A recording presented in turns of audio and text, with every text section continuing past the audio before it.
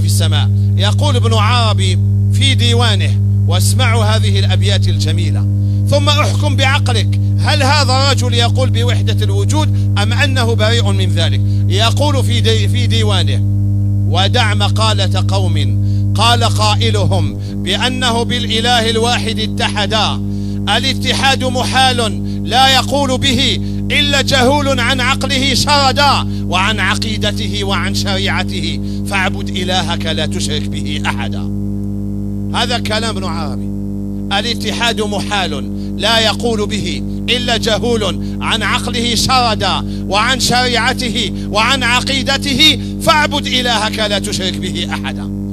رجل يقول هذا، بينما العقائد السلفية تعلم الناس أن الله تبارك وتعالى موجود حقيقة في السماء. خلي بالك كده دلوقتي هو بيحتج على ان السلفية الحشوية بيقولوا ان ربنا على العرش وان هو في السماء. نعم. فاذا كان ده الكلام اللي موجود في القصيدة اللي احتج بها هذا الرجل فيما قاله ابن عربي، شوف التناقض بتاعه، شوف التناقض بتاعه.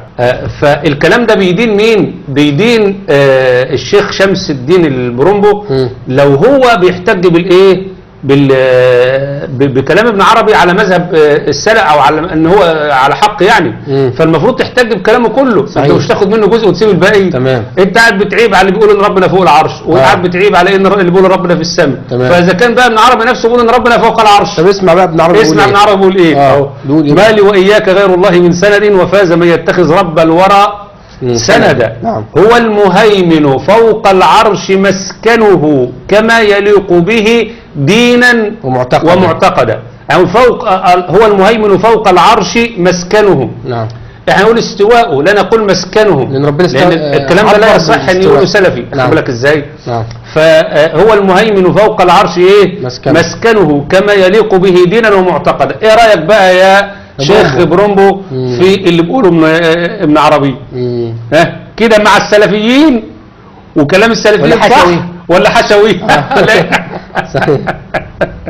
شوف اهل الضلال ياخدوا اللي لهم، صحيح، انما اللي عليهم لا. صحيح.